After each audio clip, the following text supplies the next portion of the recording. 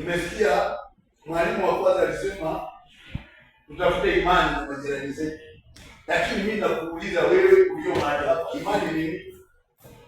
Nimekaa kwa kujua sana, nimekaa kwa kutoa mapepo sana, nikafikiria kila mtu aliye ndani ya nyumba hii anajua maana ya imani, lakini nikawa nijue leo nikufundishe kwa ajili ya imani. Imani ni mashina ya kutoa ulimwengu wa roho na kuleta ulimwengu wa mwili. Imani ni ile vitu visiyoonekana na macho, lakini unataka kusema hii kitu nakitafuta kikuje ulimwengu wa mwili. Hiyo ndio inaitwa imani. Wapendwa, kuna mambo mengine mtu anaongea tu na yale mambo anaongea yanaanza kukua. Hiyo ndio inaitwa imani. Na ukiwa na imani hautashindwa na lolote. Ukiwa na imani, unaposimama na unamaanisha ile kitu unataka kinakuja na unakiona. Haleluya, Bwana Yesu asifiwe. Ninataka uniangalilie katika kitabu cha Marko sura ya 11 na mstari wa 12. Marko 11:12. Aliyopata siku Bwana nasema hata asubuhi yake walipotoka mezani aliona njaa. 13 akaona kwa mbali mtini wenye majani, akaenda ili labda aone kitu juu yake. Alipofikiria hakuona kitu ila majani, maana si wakati wa tini. Akajibu akauambia, tangu leo hata milele mtu asile matunda kwako. Wanafunzi wake wakasikia, wakafika Yerusalemu. Kaji. Bwana Yesu asifiwe. Huyu Yesu ukiangalia alikuwa kwenda kulala mkesha. Yesu ni kama alikuwa amelala mkesha kwa sababu ilikuwa ni asubuhi. Walikuwa wametoka Bethania. Alikuwa kwa mti mtini. Na ninaongea na mtu aliyo mahali hapa. Mti mtini ni mti gani? Mti mtini ni maembe tu. Na akaona kwa umbali ile mti uko na majani mabichi. Na akaona kwa sababu anasikia njaa ama alikuwa anahisi njaa, akasema nikiingia kwa ile miti lazima nitapata matunda nikule.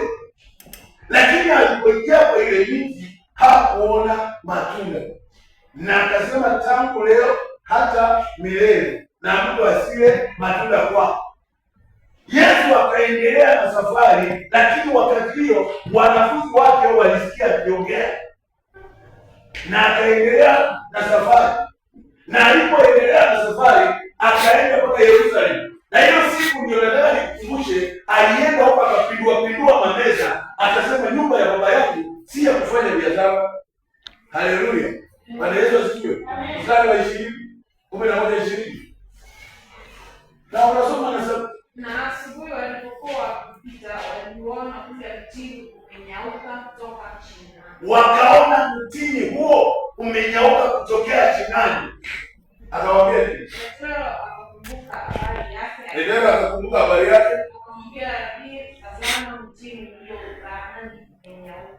Haleluya. Amen. Bwana Yesu asifiwe. Amen. Bwana Yesu asifiwe. Amen. Tuna mtu hapo ndani ya nyumba hii. Wewe umeambiwa tutaona kama utazaa. Tutaona kama utaolewa.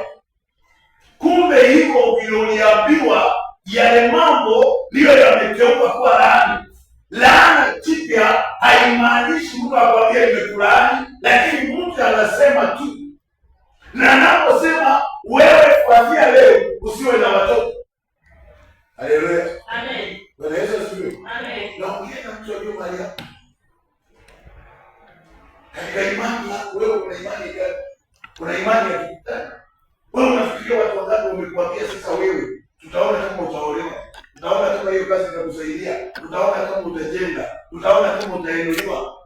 Sasa hapo ukianza maombi unasema ninakeuza, unakeuza hiyo laana, unakeuza ile madhabahu, chochote waliokufalisha unaanza kukeuza, unaanza kuharibu ili ukapate kuishi maisha yako. Wapendwa, watu wengi wameshindwa kujielewa. wameshindwa kusimama kwa sababu wamelaaniwa, lakini hajui amelaaniwa.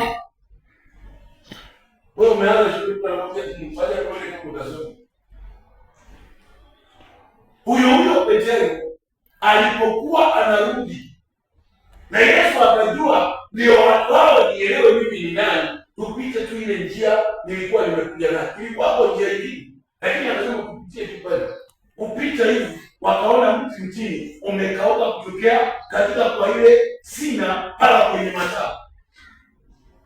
Ndio akamuuliza baba, ile mtu ulilaani jana na ile mtu imekauka. Ukisoma hiyo Biblia yako hapo chini inasemaje?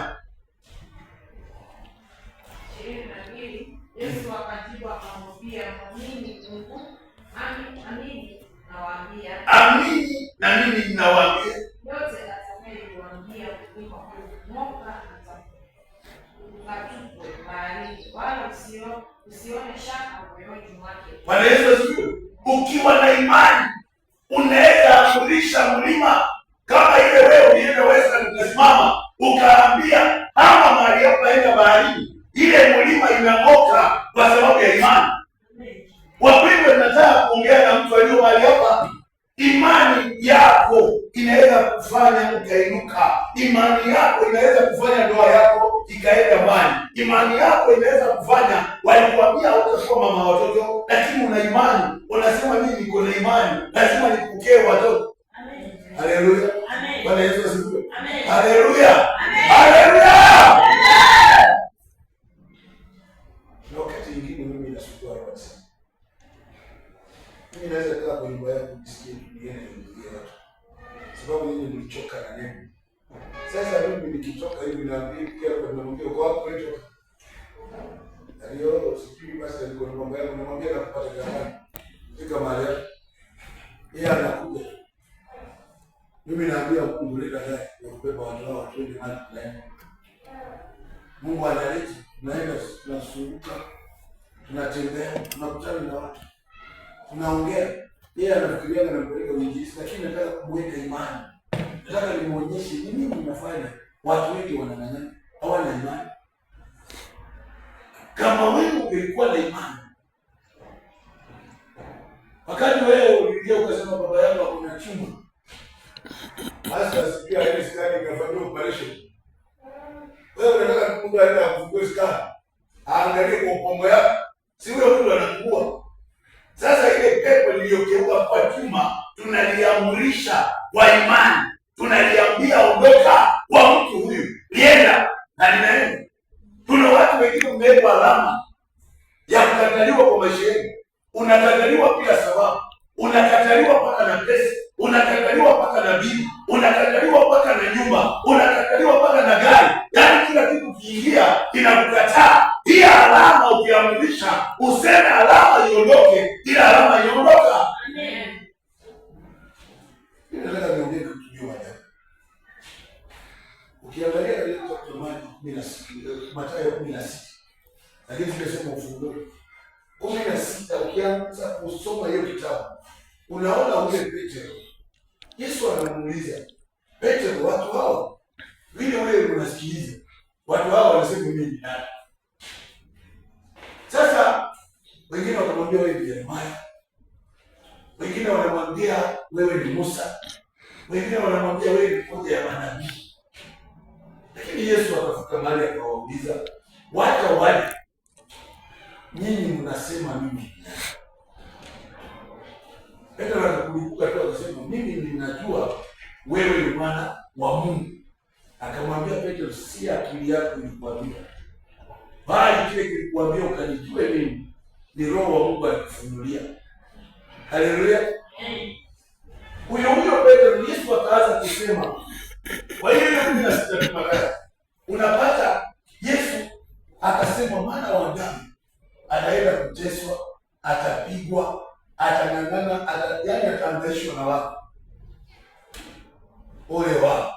Petro akamwambia na kuapia kwa baba yetu, wewe Mungu alikugusa, mimi lazima nimalizane naye kwanza. Yesu akarudi kumkemea Petro, akamwambia Petro, na kukemea shetani, rudi nyuma yangu, wachana na watumishi wa Mungu. Sasa hapa unaanza kujifunza.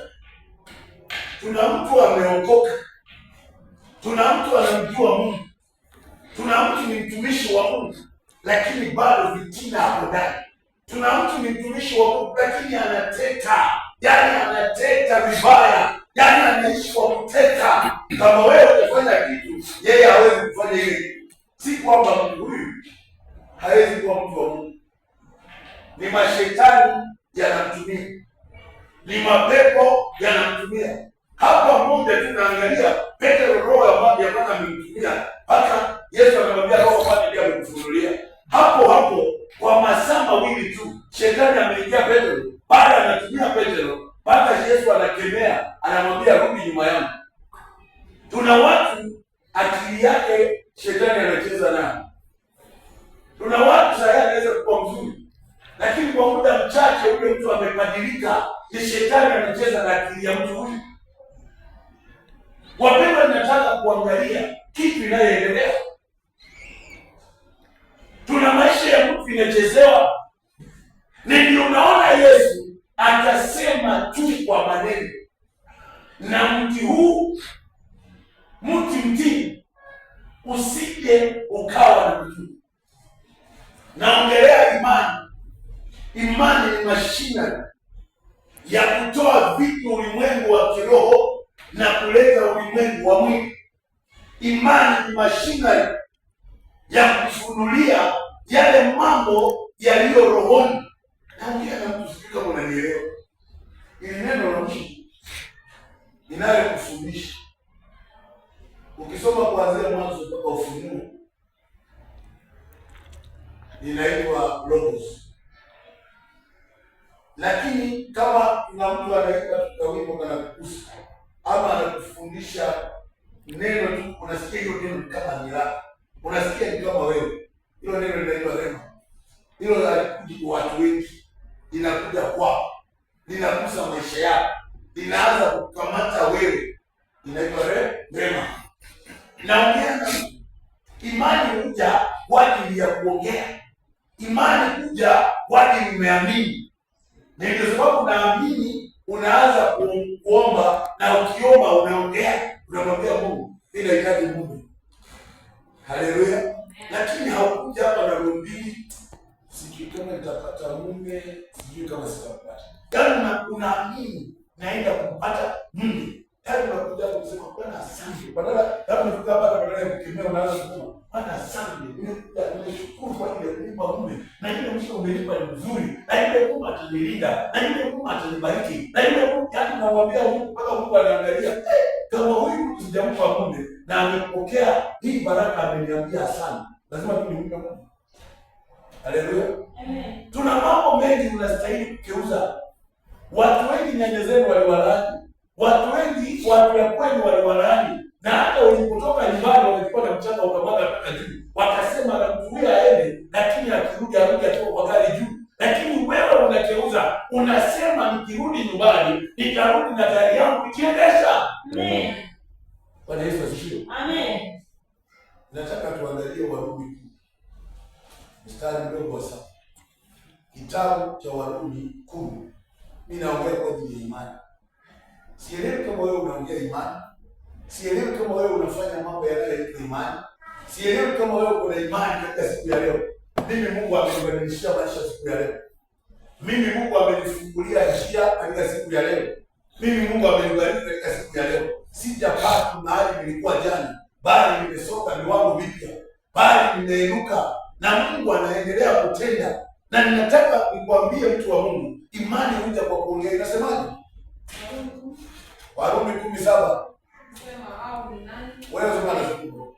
Au ni nani atakayeshuka kwenda kuzimu? Au ni nani wanaweza kushuka kwenda kuzimu? Yaani kumleta Kristo juu kutoka kwa wafu. Na waende huko kuzimu wamtoe Kristo wamlete huku juu wamlete kwa wafu. Lakini yanenaje? Lile neno li karibu nawe, katika kinywa chako na katika moyo wako, yaani ni lile neno la imani tulilohubiri. Wewe utarudia bwana, hao watasikia hiyo. Unajua ni nani anaweza kushuka kuzimu akamlete Yesu? Ni nani anaweza kwenda chini akavue leo onekana? Unajua kile inasumbua wasichana wengi ama wamama wengi, anafikiria na sura yake ni mzuri. Sasa yeye anaona akiwa na sura nzuri kila kitu ni mzuri. Shetani anaweza sika wewe sura yako. Mtu akikuangalia hivi anakuona wewe ni mama mzee, yaani unaonekana kama kashosho, lakini wewe unajikaza kama unataka mwingine kuingia hapa inapote, yaani kama ukitembea hapa kwanza kila mtu anachanganyikiwa. Shetani amekufanyisha sura mbaya, ama anaweza kupatia lugha mbaya, na hata mtu akikutongoza tu hivi anaambiwa utaweza na ile mtu yaani kwanza ndio umekoga, yaani au kuangalia. Haleluya. Naongea na mtu. Na pastor mmoja alikuwa Mkorea, alikuwa ananifundisha. Akasema, pastor, mimi siku moja nilikuwa nimelala kwa kitanda, nikaona bibi yangu amelala, nikaamka nikamwangalia. Nikaona bibi yangu ametoa meno hivi kama huko. Nikaona sura ya mke wangu si yeye. Nikatoroka kwanza. Nilipoingia kwa maombi nikapiga masaa matatu kurudi kuangalia bibi yangu ni mrembo zaidi. Nataka kuongea na mtu aliyo mahali hapa. Shetani anaweza tumia mwili wako. Shetani anaweza tumia akili yako. Shetani anaweza cheza na ile chochote ulio nayo. Imani huja kutoka rohoni. Ndio Biblia hii inasema ni nani anaweza kushuka kuzimu. Mama usome hilo. Na usome na sauti. Warumi 10:7 inasema, au ni nani atakayeshuka kwenda kuzimu? Yaani ni kumleta Kristo juu kutoka kwa wafu. Lakini na yanenaje? Lile neno li karibu nawe, katika kinywa chako na katika moyo wako, yaani ni lile neno la imani tuliyohubiriwa. Yaani hilo neno la imani tuliyohubiriwa. Haleluya. Bwana Yesu asifiwe. Nani aliyo na imani anasema mwaka ujao nitaendesha gari? Nani aliyo na imani hapa anasema mwaka ujao basi tutakuwa na kampuni yao? Nani aliyo na imani mahali hapa anasema basi mwaka ujao vyombo vya hii kanisa vyote ni mimi nitanunua? Mtu wa imani ndiye anaweza kuishi. Unajua nini ambacho watu kama iko mtu aliyo na imani sana ni President Ruto. Yaani kama iko mtu hapo na imani, unajua nini hampendi? Lakini mimi nataka nikufundishe leo. Yule mtu kwanza anaitwa Raymond. Na uanze kulifuata Raymond, unajua nini? Yule mtu kabla wewe hujamfanyia kitu anakuanga amekiona na anakijua. Sasa wewe kitu ambacho unafanya, yeye anakuangalia tu hivi unakuja. Yeye alikumaliza kitambo. Yule mtu alikuwa MCA, akakuwa mbunge miaka hizo zote. Moya akasema hutakuwa president, yake hawezi kuwa minister. Aliuza mahindi. Yeye anaendelea, Moya anasema wewe mzee ngoje kwa kweli. Mimi nasoma. Uhuru akasema nimewaambia mtu huyu msimpatie, hata wakipewa wenyewe wanasema wewe unasema zako 10, Saruto 10. Sasa tunakumaliza 10. Si Mkikuyu alisema Saruto ngapi? Na za Uhuru ilikuwa ngapi? Sasa mmempatia. Haleluya. Wakati ameona mlima inateresa namna hiyo, ameenda Washii. Mara ya kwanza kutengenezwa barabara na kiwanja ya kimataifa kwa Oria ni Ruto. Alafu mwambie Ruto atakuwa kwa. Bwana Yesu asifiwe. Amen. Sijui kama ninaongea nini amenielewa.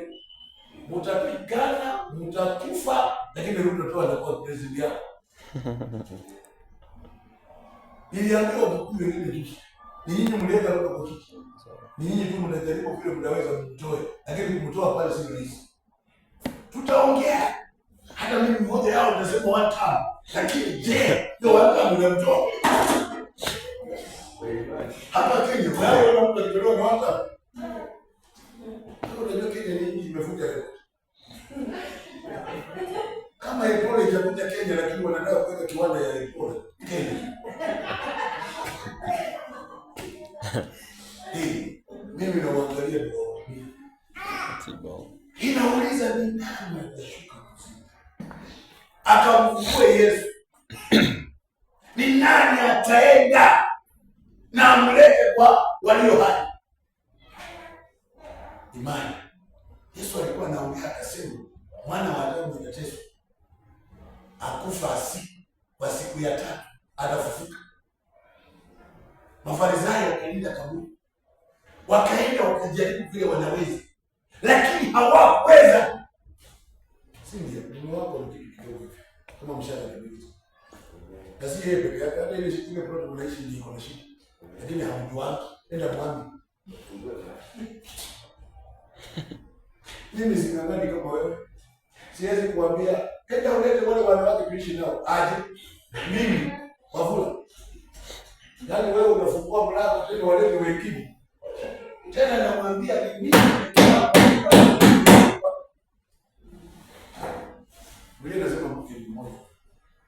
Haleluya. Amen. Nikupiga makoti ninasema huyu ninafeka ninamoa kama ninakuwa familia yenu, kama ni utawala wa kweli inayoleta wanawake wengi, ninaiharibu na kuteketeza na kunyofua na sambaratisha.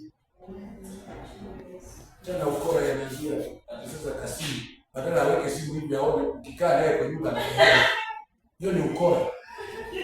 Wale watu wanapigwa simu hivi wakora. Simu hiyo inapaswa mamia. Naongea na watu walio ndani ya nyumba. Sasa hapa kwa simu mimi ninaenda. Unaenda wapi? Unaenda wapi? Hapa ndio kwa mimi hakuna hivi mwanamume angeweza kufukuza mimi. Aje. Bali mimi nikuja kwa hapo kama leo nilete. Wewe ndio mzigo wako kwanza kile. Ngoja uangalie. Ndio wanaona siku hizi hata wajua kuongelesha mtu. Hawana imani. Basi. Mimi uko na kweli uko na miaka 20 na tano. Aje. Uko na kwa kama kweli. Tena hapo unasema hakuna mwanamke mwingine anaweza kujenga nyumba hapa. Tena mimi ningekuwa wa kwanza kununua mabati ya kwanza. Mzee mimi ndio ninunua mabati ya kujenga hapa. Yeye atakuwa na akili ya kujenga, mimi nilikuwa na akili ya kujenga. Ndio hapo kwanza hawezi kujenga mimi. Kwa sababu kwa imani. Lakini kwa sababu ya weakness mko nayo, ndio unaona mnahangaika lao sasa wanaume wanaleta wanawake. Bwana Yesu asifiwe. Amen. Mimi naongea mambo ya imani. Wacha kukaa hapa wewe mwenyewe unasema kitu chako hakuna wanaume. Labda unakuja kunisumbua hapa basi ni mbele kwa. Sasa wewe ndio unasema hakuna wanaume, ulikarusha yale maneno. Kama huyu aliongea na mtu mtini, akawaambia mtu mtini utakauka kuanzia leo. Alafu wewe unakuja kuniambia basi lazima tu mimi nikuwe na ndoa. Kwanza ungeuza ile maneno uliongea, yale maneno yaondoke kwa ana, ndio ndoa hiyo. Haleluya. Wewe unataka kuongea kwa nini mahali hapo? Na mtu mmoja alikuwa anaitwa Daudi. Daudi wakati alikuwa ameoa msichana wa nani? Wa Sauli. Kama wewe hauna habari. Mke wake wa kwanza alikuwa mtoto nani? Wa Sauli, hakuzaa mtoto. Daudi akaoa Bathsheba. Bathsheba ndiye alikuwa mke wa Uria. Daudi akaoa mke wa Naboti. Hao ni wanawake wangapi? Sijui kama niko na mtu hapa. Mimi ni mwalimu. Mimi najaribu nikufundishe. Tulikuwa na mtu anaitwa Solomoni. Solomoni alikuwa amezaliwa na mke wa Naboti. Naboti yule mwanamke alikuwa na akili. Wewe unasikia kuimba ikimba. Yule alisema usikuwe leo kiduku, ni mjinga tu. Utakupa tu kidogo. Lakini akamwambia ukweli ufalme na usinisahau. Sasa wewe ndiye alizaa Solomoni. Solomoni alipoona baba yake amezeeka, akaanza kutafuta kumuua baba yake ili aapishwe akuwe mfalme. Tulikuwa na ndugu yake tena mwingine, nimesahau jina lake kidogo. Yeye pia alikuwa anataka mfalme. Unajua wewe unasoma kwa madaha, unasema Daudi aliatia kupeleka leo Suleimani. Unajua Suleimani ndiye alikuwa yeye uongozi. Na mama wengine ni mmelana. Yaani unajua Sheba alijua yeye ameitwa kutoka kwa Uria. Ule mtoto wa kwanza alizaliwa unajua nini? Sasa mtoto wa pili aliyezaliwa anaitwa Suleimani ama Solomoni. Wakati Suleimani mama huyu akaja kwa Daudi akamwambia mzee, nataka uniapie kwa Mungu wako. Leo uniambie mtoto yangu ndiye atakuja kuwa mfalme wa hii. Mzee na mama wakafanya agano, wakamwapisha. Hii ni vitu vya imani. Mimi naongea kwa ajili ya imani. Wakati wameongea sasa, wakati Solomon alianza kutafuta ukubwa, huyu mama akasema, mzee, shughuli hapa na wewe kaniapia, ukaniambia mtoto wangu tena kwa mfalme. Akamwambia nini?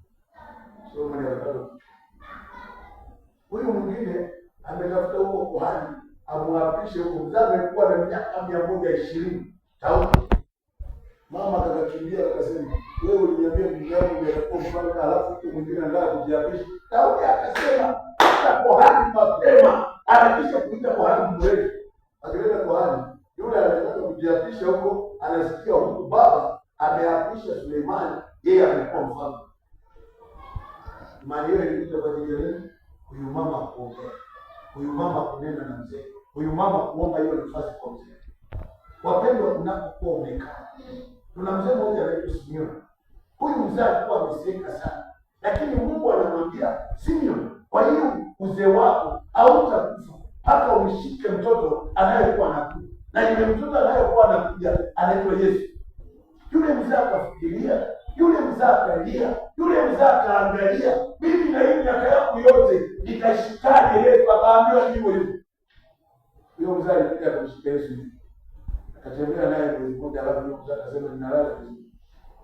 Tulikuwa na mke mmoja anaitwa Ana wa Fanueli, ni nabii, aliishi kanisani miaka 80, aliolewa miaka 7 peke yake. Lakini wewe umeolewa miaka 2 lakini unalia. Huyu aliolewa miaka 7, mume wake akakufa, na yule mwanamke alikuwa anakesha akiomba, akililia Bwana, anataka kumuona Yesu miaka 80. Haleluya, amen. Hapa yuko mtu ameomba miaka 10. Anaweza sio? Lakini mwanamke huyu aliambiwa mmoja Yesu. Yeye inapoa utoto cha Yesu leo. Nataka kuongea na mtu aliyo mahali hapa.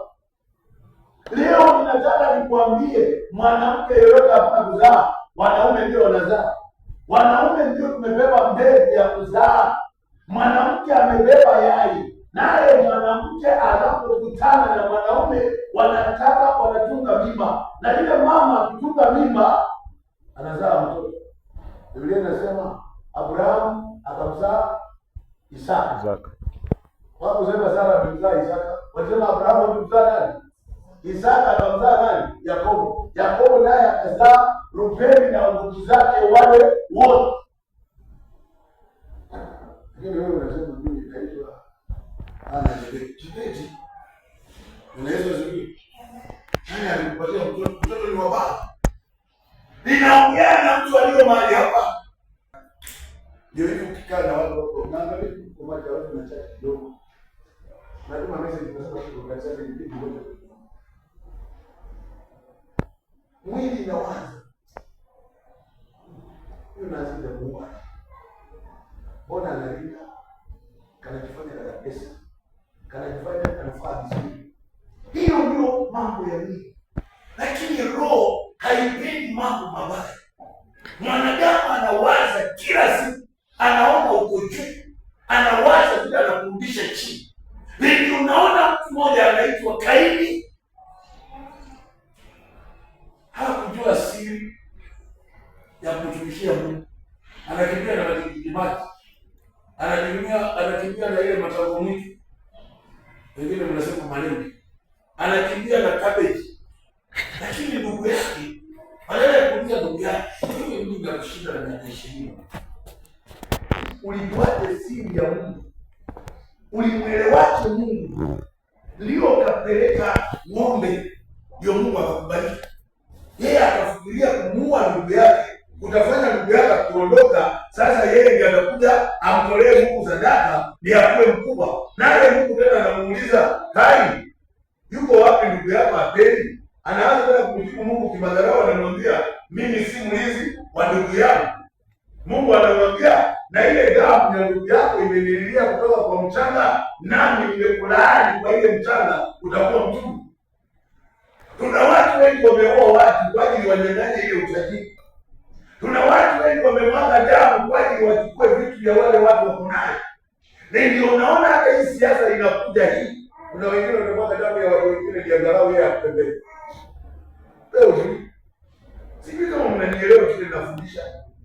Tuna watu wengi wanatafuta kumaliza, hawataki kujulikane, hawataki kuolewe, hawataki kuzae, hawataki kufanya kazi. Ukiwa kazi mzima, hii mama, sasa wewe uliambia, mimi nikaani. Sasa Mungu akaniangukia ile karo, nikapata ile kazi mimi supervisor. Yaani wanalani yule supervisor. Kila siku akiomba asikuke au na kichwa au na tumbo, asikanyape hapa, hiyo ni mwanamke anajifungwa kazi. Na mimi nasema keuka. Kile wewe umesema kikupate wewe katika jina la Yesu. Na Yesu asifiwe. Yaani biashara zako. Tuna biashara wewe umejua vile Kayoke anapita biashara ya magari. Sasa anajua leo. Mimi najua ile leo nimeamkia. Napata wewe usingekuwa mjuzia tobao. Naenda na kwa msio. Hiyo siku anamwambia si leo ndio anafanya hiyo. Kesho yake wanampeleka hivi jaribu yeye anachoka. Naanza kulia sasa nilikosea wapi? Kumbe tuna mwanadamu hapo nyuma yako. Tuna mwanadamu amekamata maisha yako. Tuna mwanadamu anafunga anga yako, hataki kubali kufanikiwa. Bwana Yesu asifiwe. Tuna watu wengi wanalalamika. Tuna watu wengi wanateseka. Tuna watu wengi hawashindwa. Ni nini inaharibu maisha yao? Lakini tuna mtu amekulasa mahali kunalo. Amekupeleka kwa madhabahu. Ameenda kukufunga. Wote utakuzi kukaribu. Magari ndio yatakuwa yanataka hii bahari. Ni ya nguvu pekee. Sasa hapa sasa hivi ndio hapa anajifanya hapa. Ndiye sasa hawezi kuwa mtu wa nje. Akikula hiyo pesa, kwanza anafunga leso anakurejesha kani hata kwa barabara analala tu. Ya kama unajua, hivi ndio amekula nini? Na hizo zitu. Mimi niliona jana kwa matanga lakini nilikuwa naona online. Sifuna alienda kwa matanga, watoto ya mwenye mali kufa wanaongea. Watu wanapiga kelele wanasema hakuna matanga kwani isimame. Sifuna ongea kwanza ndio matanga iendelee. Sasa wewe unajiuliza, si watoto ya huyu baba walikuwa wanaongea ndio kabisa wanasema si hiyo. Hatutambui hiyo. Wewe sema sisi ndio sifuna. Sasa hivi sasa hii jambo lilitoka wapi? Na huyu jamaa anaongea ni mambo mengi. Anasema tu mmeliona mimi. Na wale wa huko kama mmeliona. Na wale wa huko mbele mmeliona. Sasa mimi sijui ni kiraja wa bunge, sijui ni seneta wa Nairobi, mimi ni lawyer na mimi dada ndio sifuni. Na unapata kila mtu anakuta mambo anasema hiyo ndio sifuni. Na kuongea na kusubiri Yesu. Yesu hakukaa miaka mingi. Lakini Yesu ukiangalia ile mambo alifanya, mtu huyu ameongea na mtimtini. Anasema na kuanzia leo hakuna mtu anakula matunda kwako. Wewe unajuaje kama shosho yako ama mjomba yako ama mama yako alisema na kuanzia leo watu wasikufurahie wewe? Kama mtu mzima, kumbe mtu akikwambia tu mambo yako yakuendee sawa. Mambo yako kumbe leo unaweza kuona nini? Naweza kuendea sawa. Mungu atuambia bwana, hiyo ndivyo. Wacha iko hivyo. Kumbe Mungu anaweza kubariki hivyo. Hivyo ndio kumbe baraka za ulimwengu wa leo. Naongea na mama ulio mahali hapa. Naongea na vijana ulio mahali hapa. Vita vya ulimwengu wa roho unakeuza. Unasema kile walinipangia, kile waliniweka alama kwenye uso, kwenye mikono, alama iliyowekwa kwa miguu, alama iliyowekwa kwa tumbo nisizae. Leo ninafuta alama. Alama iliyowekwa kwa mgongo, alama zote niliyowekewa na shetani. Leo nazimoa hata kwa macho yangu. Yesu asifiwe. Hapo nasema nimefika. Ninang'oa, ninasabaratisha. Biblia inasema hapa katika kitabu cha Yeremia sura ya kwanza kuanzia mstari wa 5, umepewa mamlaka ya kufyeka na kuharibu na kuteketeza ili ukaanze kujenga upya, ili ukasimamishe. Wapendwa, ninataka kuongea na mtu. Wewe umelaaniwa. Wewe umefungwa mahali ulikuwa umeona, hata ile boyfriend yako ya kwanza hajalifunga. Lakini wewe unalaani tu watu wengine majirani, fulani ndiye ananiroga, fulani ndiye ameniharibu. Kumbe kale kama mtu ulikutana nao huko kwa msituni, ndio kameharibu maisha yako. Unafika mahali na unaona tu kila siku, unaona kale kama mtu. Yaani hata miaka imepita mingi lakini unaonaga kule mtu. Sasa roho Mungu anakufunga, pigana naye akuachilie. Lakini wewe huwezi kupigana na yule mtu. Unang'ang'ana kulaani watu wengine. Bwana Yesu asifiwe. Naongea na mimi nimeelewa kwa dini.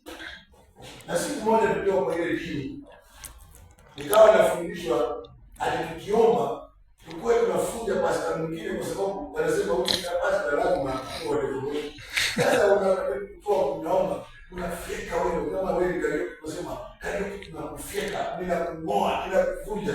Sasa karibu kila siku mimi naona tu anaendelea. Na mimi huko naendelea sasa nikauliza mmoja nikasema hapana. Baada ya kwa kanisa ile karibu tumetumia jina lako. Nikaenda leo kule kwa karaoke. Hata mimi mwenyewe nilionea.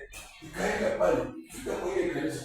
Huyo mtu alikuwa anasema maelfu inakuja. Watu wanakuja kwa Mungu, watu wanaokoka. Yaani kale kama mziki naongea pole pole. Yaani hata kwa sauti kubwa. Lakini watu ni wengi. Mimi najipenyesha, nataka kusikiliza akiomba, mpaka nione anaomba aje na anashika wapi. Wale nini vile mnasema mnachukulia. Kila mtu naangalia hata kama ameshika kwa tai yake hivi. Hata mimi nataka nishike tai yangu hivi nione. Yale sana ndio hivyo kama hakuna. Sasa walisema kwa mazao yake kunyoka. Nikaangalia ile mazao sitaona nyoka. Ni watu wanaanguka wanafunguliwa, watu wakitoa ushuhuda vile wamepona. Watu wakitoka nezi sababu ni commission. Na ule mtu amepata jina niongee.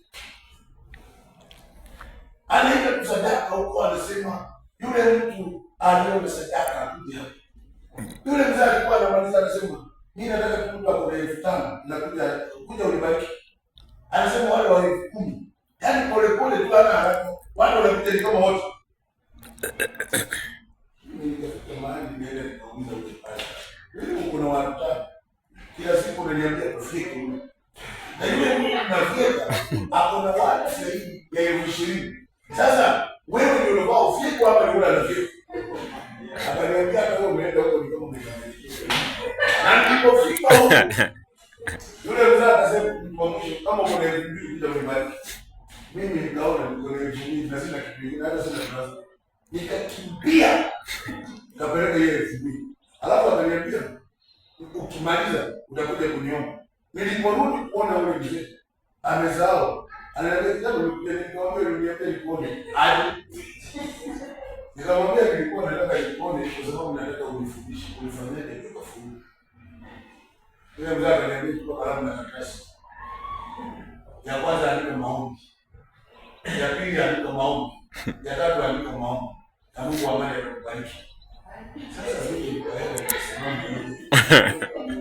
Mzee akaniambia niandike maombi. Ya pili niandike maombi. Ya tatu niandike maombi. Maombi ndio nikaona maombi yanaleta amani. Maombi yanaweza kufungua njia. So nikaanza kujitazia. But imani hai kwa sababu ya kuomba. Imani inakuja kwa ajili ya kusema. Imani ikiwa ndani yako ndio unaanza maombi. Ukiwa umepanga ukaona njia zako vile ziko ndio unaanza kuomba. Nilipokuja Tuesday nilikuwa na roho na wachungaji wengine nikamwambia Kioto maji yamesimama, mtaona maji tena na maji haikuji tena. Mmoja akasema tunaona huko maji yamesimama sile. Basi hata kama wewe ni kohani, hata ukisema hivi mimi najua maji na kutoka hiyo siku maji itaongezeka. Na maji inaenda hata fundi ukiangalia ina. Kwa hiyo maji inaenda, lakini watu hao wataona kwa macho nimerudi Kioto, lakini bado hawatarudi Kioto. Mungu alikuwa anawasafirisha watu Kioto. Kwa hiyo mimi siami Kioto kwa sababu wewe uliapa. Wajibani wengine wakakuja wakaniita wakaniambia, "Tukuje tukusaidie kumwa hiyo kazi yako. Tunataka uame enda Kayole." Sasa mimi nikaangalia, hao wananiambia watembee na kama mtu aende umoja kanisa, lakini hawanipi pesa ya kwenda kujenga kanisa. Nitakuwa nimesaidia. Bwana Yesu asifiwe. Nataka kuongea na mtu hiyo mahali hapa.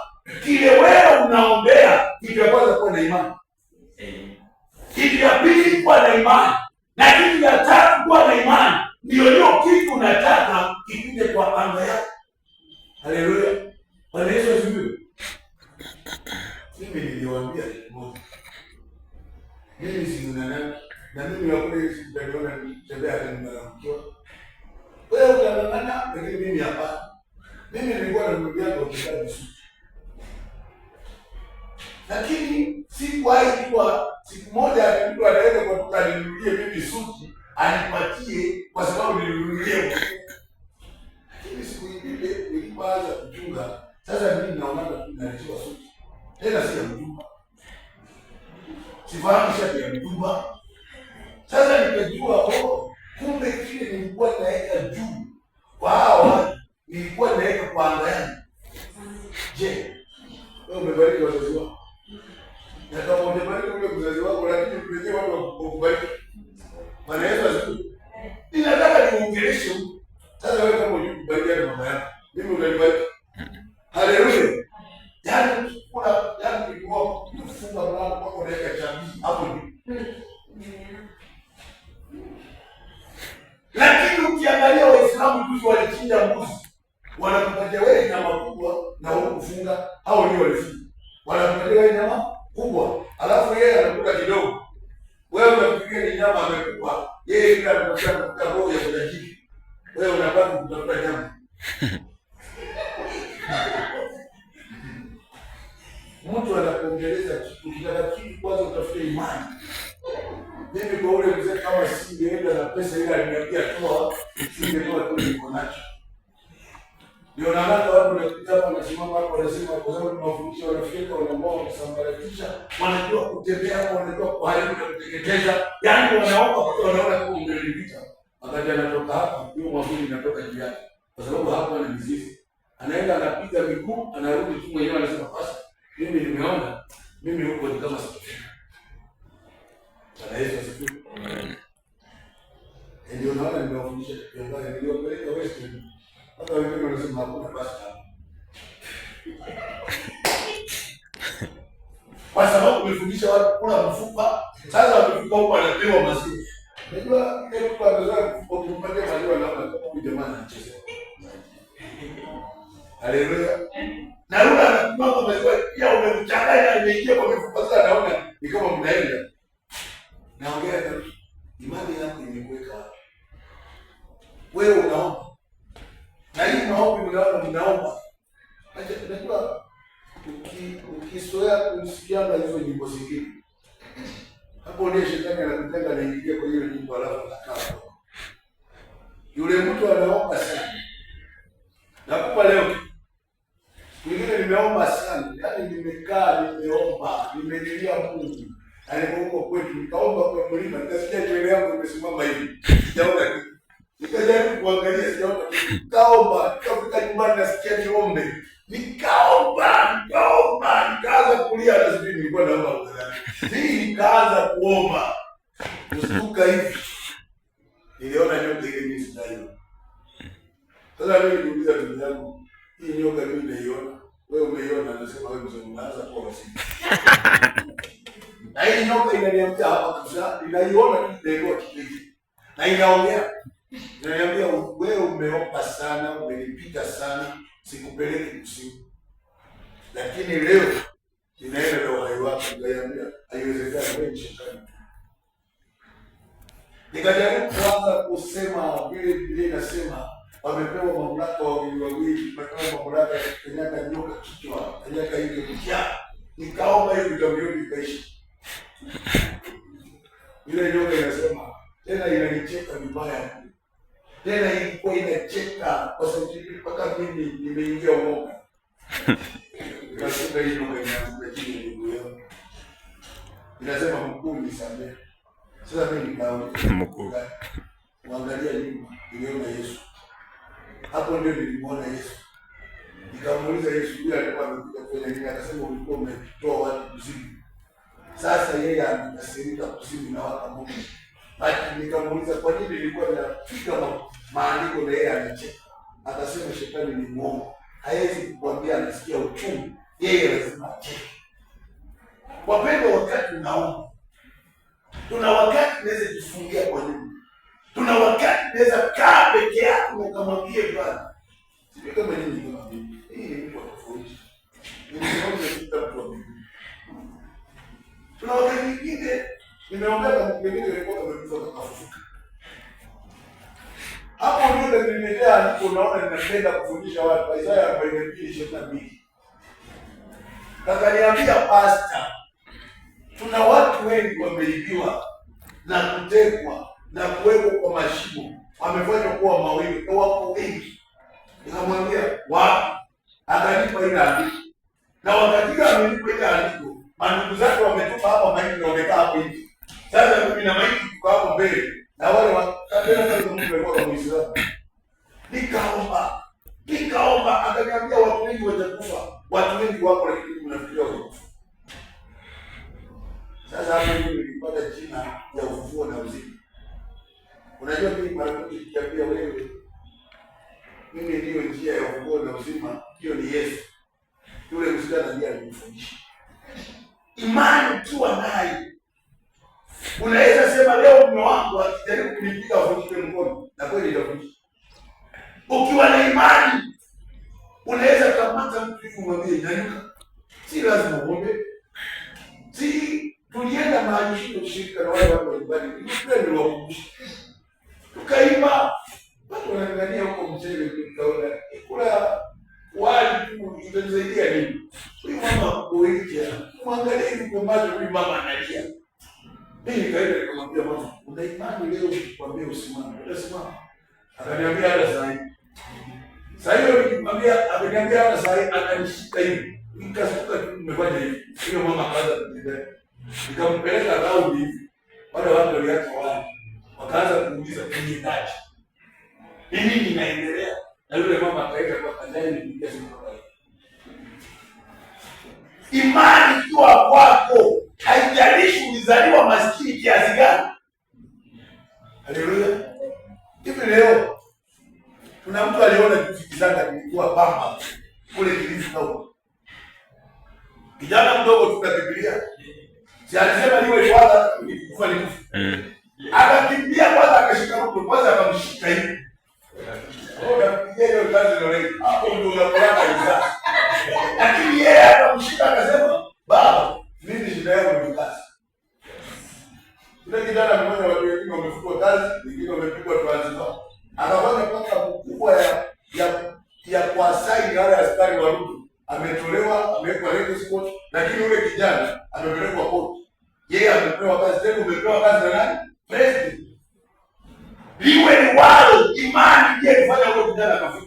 Yule kijana alipigwa kwa hesabu, akajua nikiponyoka huyu, nikiponyoka huyu. Hakuna hapa katikati wakinishika kwa kushika. Imani. Najua wewe nilikwambia ile ushindi pesa nyingi. Ungeenda pesa. Bwana Yesu asifiwe. Ninatamani kuongea na watu walio mahali hapa. Mimi siji hapa kwa ajili yako, bali niko hapa kwa ajili Mungu amenituma. Haleluya. Wewe kaa kwa hiyo maji. Na unaiambia asije leo unataka maji lakini kesho unataka fungu. Unainenea. Yaani nini unafikiria? Hii vitu haina masikio. Hii inashindana na watu wengine. Wanajiita mwokofu na hujui wokovu. Haleluya. Mimi ndio wakati nikikaa hivi. Anisikie ndio hata sasa hivi ndio nyumbani. Mimi leo nakuja darasa kufikiria, leo unafikiria. Hii ndio kwa barabara. Na nikisimama kwa barabara nashughulisha gari. Na niingie ndani ya gari, niingie ndani ya gari kama pesa na pesa. Lakini kitamfika mahali ninaenda nakuwa na pesa. Kwa hivyo sikidai. Mimi nitaenda nikiwa na hiyo imani na naomba na kosesha amani anga. Sasa Mungu anasababisha jambo mahali akisipeleka wewe pesa. Mimi nalipo hiyo daktari mimi naenda sana. Ukiwa na imani hakuna lolote linalowezekana. Na mtu wa imani hakuna vita vikali kwa sababu kila mtu akikuangalia anajua mtu huyu si mtu mzuri. Anajua mtu huyu mambo yake akijaribu kurusha inageuka inamrudia. Ndio naona mara nyingi ninasema ukiomba geuza kibao. Kama mtu anatumia kivuli chako irejeshe na ile kitu alikuwa kwa ile Mtakatifu limrudie. Mapigo inawapata. Mtu wa imani anaishi Yesu. Kwani Yesu wakati alikuwa anaomba, Petro akamwambia, sasa hawa watu wamekaa hapa siku tatu, wamefika jioni na hakuna chakula. Yesu akawauliza, "Ninyi mko na nini?" Najua wakati walikuwa wanafikiria waulize Yesu atatoa pesa. Yesu akawauliza, "Ninyi mko na nini?" Akasema, "Kuna samaki 5 na mikate 3." Kwa sababu ilikuwa mbili na mikate 5. Si ni kweli? Yesu akasema, "Leo hapa ikawa omena mingi na ikawa mikate mingi, watu wakakula mpaka wale watu walikula ikapaki vikapu 12." Tuna mambo mengine, fanya miujiza. Tuna mambo mengine, ukitaka kusimama tumia imani. Haleluya. Amen. Ndio ngani tunapeana mtu anoni ngoyo. Sasa yeye anachukua kama ile fasi ya kwake, anachukua tu amenyamaza mbele kwa mkono na anajipaka. Ile mambo imefanya kazi. Si umeiongelesha. Haleluya. Kuna wakati mwingine unachukua mkuu, unasema yeye mkuu leo ninakufaa. Nipendeze. Kila mahali trafiki waliambia ni kuna pendeza. Umeongelesha hiyo ukipita hiyo kila mtu wewe hiyo ndio. Yaani unasikia kila mtu imani. Ulikuwa na imani kwa kile unafanya. Leo unaamka, mume wako hujaongelesha. Yaani unarudi mpaka hata uchemshaji maji ya kunawa, unampa mpaka maji moto. Huyu mtu ananawa lakini ndani yake anakuuliza, "Huyu mama jari kwa maji moto, leo ananipatia maji moto." Tena hakuna kunawa, kuna mwazi. Halafu unaleta chakula tena unaleta sahani moto na mzee mchakae chini. Na hiyo siku ndio mzee amekukosea sana. Inafika mahali yule mzee alikuwa haongei, anatemeka, anashindwa haongei, anakuuliza, "Unajua mama sisi, mimi ninakukosea." Kwa sababu nini nimefanya? Imani yako. Umejaribu kumpika kwa njia nyingine na mtu huyo akafunguka, akaanza kujiongelesha. Wapendwa, ukiwa na imani, kwa ile jambo unalifanya kuwa na imani. Kwa ile kazi unaifanya kuwa na imani. Ukitembea, tembea kwa imani. Ishi kwa amani ili ukapate kuona Mungu. Bwana Yesu asifiwe. Amen. Ila jioni ya leo ningependa tu mtu asimame. Ningependa kila mtu asimame tu.